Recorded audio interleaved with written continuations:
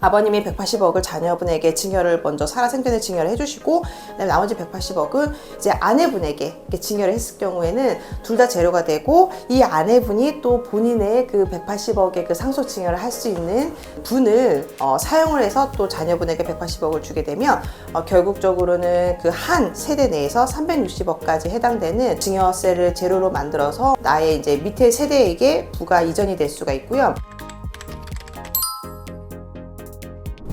안녕하세요. 한국에서 제일 이민을 잘하는 제일이민 송지연 미국 변호사입니다. 오늘은 저희가 미국 상속증여세 감면과 한국 상속증여세 감면에 대해서 조금 구체적으로 알아보고자 저희가 한국에서 가장 유명한 세무사님을 모셨습니다. 안녕하세요. 네, 안녕하십니까. 약 10년 동안 상속과 증여를 전문으로 하고 있는 황장훈 세무사라고 합니다. 반갑습니다.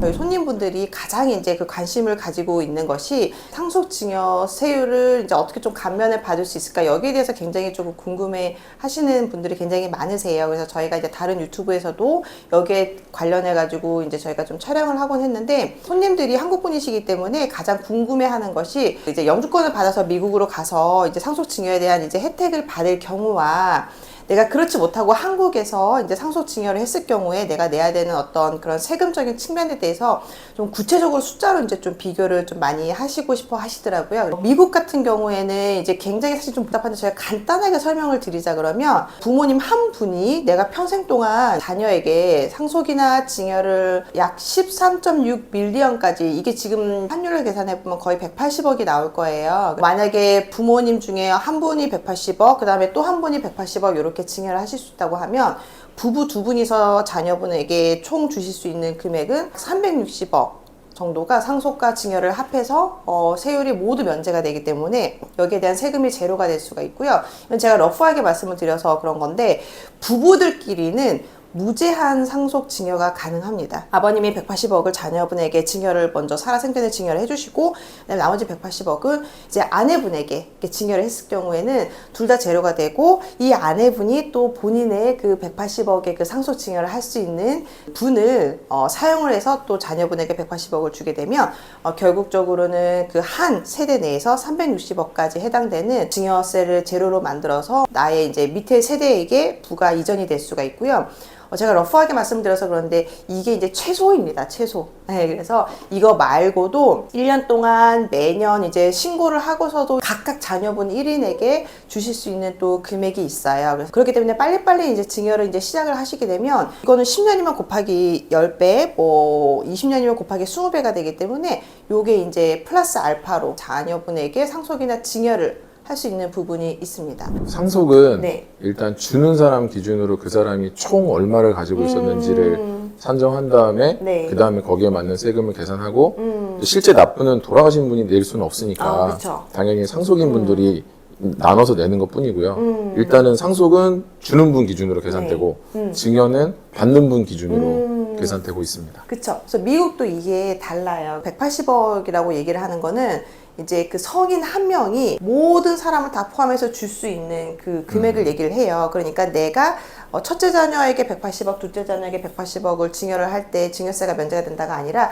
첫째 자녀, 둘째 자녀 다 합해서 내가 하여튼 줄 수 있는 돈이 180억까지는 면제가 된다라는 개념인 거고, 그 다음에 또 아까 제가 그 신고를 하면 1년에 또 얼마까지는 그 상속세, 증여세 없이 또 자녀분에게 줄 수 있다고 말씀을 드렸잖아요. 그거는 또 자녀 한 분당이에요. 네, 그래서 받는 사람 기준이네. 네, 맞아요. 그래서 이런 모든 이제 다양한 제도가 약간의 다른 기준을 가지고 있기 때문에 각자의 케이스에 맞게 이렇게 잘 조율을, 플랜을 잘 짜서 들어가신다면 아마 이제 양국을 합해서 가장 좀 유리한 조세 감면 혜택을 좀 받을 수 있지 않을까. 결국 영주권을 받고 시민권을 받아야지 결국에 이게 미국의 어떤 그 상속 증여에 대한 세금 제도를 활용을 할 수가 있는 거잖아요. 네네. 저희가 투자이민이라는 툴을 가지고 얘기를 드릴 거예요. 그래서 이 투자이민을 간단하게 설명을 드리면 말 그대로 투자하는 이민이에요. 내가 투자금 원금, 지금 현재로는 이제 80만 달러가 원금이 됩니다. 간접 이제 투자에 해당되는 RC센터의 프로젝트에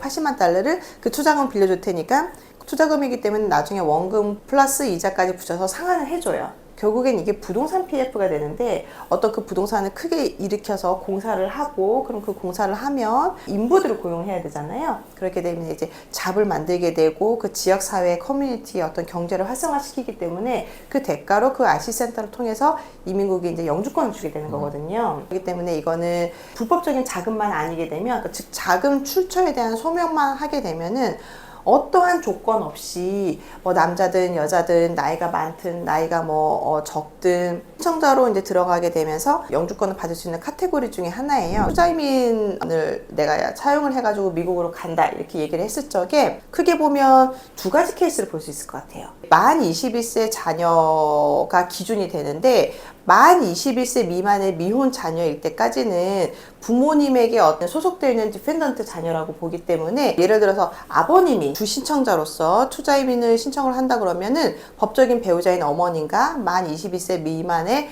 미혼 자녀분은 동시에 이렇게 영주권을 받을 수가 있습니다. 그런데 이제 안타깝게 자녀분이 대학교에 이제 진학하고 계신 분들 같은 경우에는 만 21세가 넘으신 경우가 많으세요. 그래서 만 21세가 넘으신 경우에는 이 자녀분 자체가 주 신청자로 이제 신청을 해야 됩니다. 그래서 이런 경우에는 결국 부모님이 만 21세가 이제 넘은 자녀분에게 증여를 사실 해주실 수밖에 없어요. 그래서 증여를 해서 이 자녀분이 주 신청자로서 그 돈을 가지고 투자이민을 진행을 이제 하게끔 이렇게 되어 있습니다. 투자이민 같은 경우에는 원금 80만 달러, 이 간단하게 지금 환율로 따지면 한 10억 정도가 되는데 그러면 10억이 되는 돈은 이제 유치를 해야 되니까 묶어놔야 되는 거니까 미국 에스크로 계좌에 그 다음에 플러스 이제 어드미니스트레이티브 피라고 하는데 저희가 이게 몇 년 동안 진행을 하면서 들어가는 파일링 피라든지 변호사 비용이라든지 각종 이제 비용들이 간단하게 이제 보자면 한 10만 달러? 이 환율이 1,000원인 경우에는 이제 1억이 되는데 저희가 좀 많이 잡아서 1억 5천이라고 이제 얘기를 해보면 현금이 11억 5천이 있어야 된다는 얘기가 되는 거죠. 계산하기 좋게 12억이라고 치면 한국 세법에 따른 증여세가 어떻게 되는지. 그 12억이라는 돈이 이제 순수하게 필요하게 돼요. 네. 이 투자이민을 진행하기 위해서.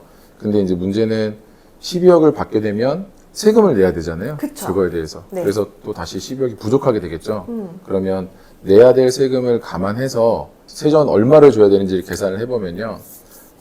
세후적으로 12억을 만들기 위해서는 약 16억 5천만 원 정도 대략. 네네. 좀 크죠. 그러면 네네. 벌써 12억이 필요한 건데 16억 5천을 주면 뭐 증여세로 얼마야 이거 뭐 4억 5천을 내라는 소리야? 뭐 이런 느낌이 바로 오실 텐데요. 네네. 이게 안타깝게도 일단은 그렇습니다. 저희 그쵸. 대한민국 증여세법에 따르면 약 16억 5천만 원 정도를 증여를 해줘야 네. 거기에서 대략 4억 5천, 뭐 4억 8천 정도 되는 금액을 증여세로 내고 그 다음에 순수하게 12억 정도를 증여받은 사람이 가질 수 있게 됩니다. 네. 사실 케이스가 굉장히 많아요. 뭐 이제 부모님이 시민권자고 자녀분이 시민권자고 부모님이 영주권자고 자녀분이 영주권자고 부모님은 한국분인데 자녀분은 영주권자고 부모님은 이제 영주권자인데 자녀분은 한국 분이시고 이게 영주권자만 된다고 해서 사실은 이런 세금적인 감면 혜택을 받을 수 있는 것은 아니에요. 마찬가지로 이제 한국도 뭐 저보다 더 잘 아시겠지만 세법상 이게 비거주자냐 거주자냐 여기에 대한 기준도 들어오게 되는데 이 모든 혜택을 다 받으시려 그러면 최소한 두 분 다 그러니까 부모님과 자녀분이 영주권자 이상은 되셔야 되고요. 미국 세법상 거주자가 되셔야 되겠죠. 근데 재산은 미국에 이제 계셔야지. 그러니까 쉽게 말해서 한국에 있는 빌딩을 판다 그러면 아무리 두 분 다 영주권자라고 하신더라도 그거는 아마 한국 세법상 또 이제 양도세에 대한 세금을 내야 될 거고요. 나중에는 그 돈을 받는 거고 실질적으로 내가 써야 되는 비용은 1억 5천 정도에 해당하는 행정 비용입니다. 그런데 내가 만약에 부모님에게 그 돈을 받아야 되는 경우는 이제 증여세를 내시는 거는 좀 별도가 되겠죠. 그렇죠. 그래서 순수히 투자이민은 1억 한 5천 정도를 사용을 하면 거의 180억에 해당하는 상속증여세를 감면을 받을 수 있다. 이렇게 생각하시면은 조금 이해가 쉬우실 것 같아요.